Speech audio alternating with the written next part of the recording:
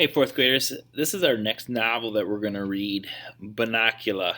Now, if you didn't send your Magic Treehouse book back in your last packet, please send it back next week. You should have gotten this one in your new packet.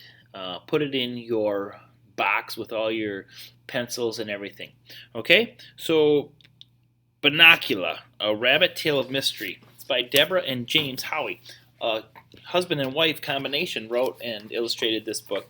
It also has a whole bunch of different books in the series, kind of like the Magic Treehouse one. At the end of this story, there's a little start to the next book, trying to get you to buy the next one. You can check that out.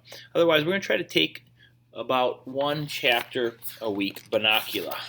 Chapter 1, page 3, The Arrival. Now, you have your books, pull them out, use your pointing finger, read along as I read to you. That helps your reading skills. I shall never forget the first time I laid these now tired old eyes on our visitor. I had been left home by the family with the admonition to take care of the house until they returned. That's something they always say to me when they go out. Take care of the house, Harold. So we just found out the main character's name's Harold. He's writing this story because he uses the pronoun I, first person point of view. You're the watchdog. I think it's their way of making up for not taking me with them, as if I wanted to go anyways. You can't lie down at the movies and still see the screen, and people think you're being impolite if you fall asleep and start to snore, or scratch yourself in public. That's kind of a really weird thing for a human being to do, but maybe he's not a human. Let's find out. No, thank you. I'd rather be stretched out on my favorite rug in front of a nice whistling radiator. Now, a radiator is something in some houses where hot water runs through to give those rooms heat. Some houses have radiators. Some people have furnaces that generate the heat. But I digress, which means he's going to get on with the story. I was talking about that first night. Well, it was cold. The rain was pelting the windows, the wind was howling, and it felt pretty good to be indoors. I was lying on a rug with my head on my paws. I think we just found out that our main character is not a human being, and which would make him probably an animal if he has paws. I don't know many animals that can write stories, so this must be a fiction story. Paws just staring absently at the front door. My friend Chester, our other main character, was curled up on a brown velvet armchair, which years ago he'd staked out as his own. I saw that once again he'd cover the whole seat with his cat hair. And now I chuckled to myself, picturing the scene tomorrow.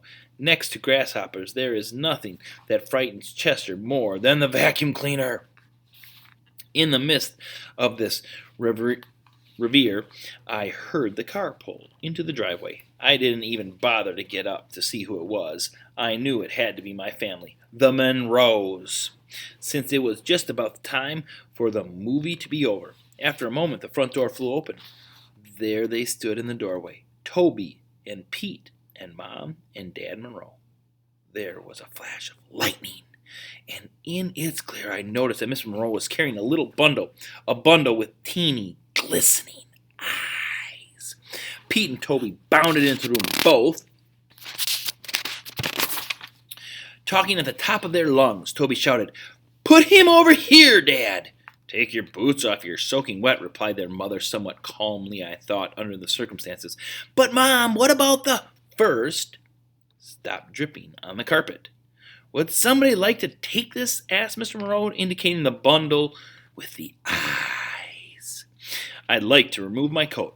"I will," Pete yelled. "No, I will," said Toby. "I found him." "You'll drop him." "I will not. You will too." "Mom, Pete punched me." "I'll take him," said Mrs. Monroe. "Take off your coats this minute." But she became so involved in helping the boys out of their coats that she didn't take him at all. My tranquil evening had been destroyed. Tranquil means like peaceful and quiet. My tranquil evening had been destroyed, and no one had ever even said hello to me. I whimpered to remind him that I was there. "Oh, Harold," cried Toby, "guess what happened to me?" And then all over again, everyone started talking at once. At this point, I feel I must explain something. In our family, everyone treats everyone else with great respect for his or her intelligence. That goes for animals as well as people. Everything that happens to them is explained to us. It's never just, "Good boy, Harold," or "Use the litter box, Chester," at our house. Oh no. With us, it's, "Hey, Harold, Dad got a raise and now we're in a higher tax bracket." Or, "Come sit on the bed, Chester, and watch this Wild Kingdom show. Maybe you'll see a relative," which shows just how thoughtful they are. But after all, Miss Monroe is a college professor and Mrs. Monroe is a lawyer. So we think of it rather special household, and we are, therefore, rather special pets. So it wasn't at all surprising to me that they took the time to explain a strange circumstance surrounding the arrival of the little bundle with the glistening eyes now among us. I don't know if you guys have figured out what Harold is yet, but obviously he's a pet. I wonder if you're predicting what kind of pet animal he is. It seems that they arrived at the theater late, and rather than tripping over the feet of the audience already seated, they decided to sit in the last row, which was empty. They tiptoed in and sat down very quietly so they wouldn't disturb anyone. Suddenly, Toby, who's the little one, sprang up from his chair and squealed that he had sat on something. Miss Monroe told him to stop making a fuss and to move to another seat, but in an unusual display of independence, Toby said he wanted to see just what it was that he had sat on. An usher came over to their row to shush them, and Miss Monroe borrowed his flashlight. What they found on Toby's chair was the little blanket bundle that is now sitting on Mr. Monroe's lap. "I wonder what's in the blanket. I wish they'd tell us already." They now unwrapped the blanket, and there, at the center, was a tiny black and white rabbit. Rabbits at movie theaters? I never thought of such a thing. Sitting in a shoebox filled with dirt. A piece of paper had been tied around his neck with a ribbon. There were words on the paper, but the Monroes were unable to decipher them. Decipher means to figure out their meaning, because they were in a totally unfamiliar language. I moved closer for a better look. Now, most people might call me a mongrel, but I have some pretty fancy bloodlines running through these veins, and Russian wolfhound happened to be one of them. Because my family got around a lot, I was able to recognize the language as an obscure dialect of the Carpathian mountain region. Roughly translated, it reads, "Take good care of my baby." But I couldn't tell if it was a note from a bereaved mother or a piece of Romanian sheet music. The little guy was shivering from fear and cold. It was decided that Miss Monroe and the boys would make a house for him out of an old crate and some heavy-duty wire mesh from the garage. For the night, the boys would make a bed for him in the shoebox. Toby and Pete ran outside to find the crate, and Mrs. Monroe went to the kitchen to get some milk and lettuce. Mr. Monroe sat down, a dazed expression in his eyes, as if he were wondering how he came to be sitting in his own living room in a wet raincoat with a strange bunny on his lap.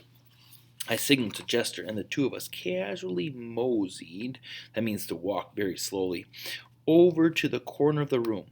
We looked at each other. "What do you think?" I asked. "I don't think rabbits like milk," he answered. Chester and I are unable to continue our conversation because a deafening crash commanded our attention. Pete yelled from the hallway, "Ma!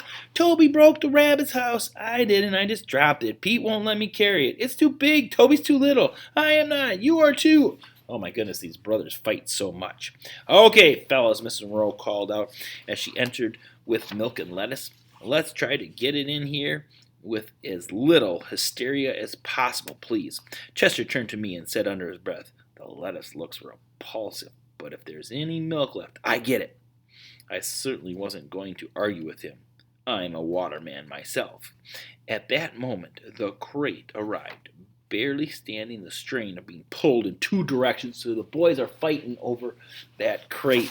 They're pretty silly. That's where we're going to pause for today. Page 11. "Ma, Toby says he's going to keep the rabbit in his room. Not fair," is where we'll pick up tomorrow.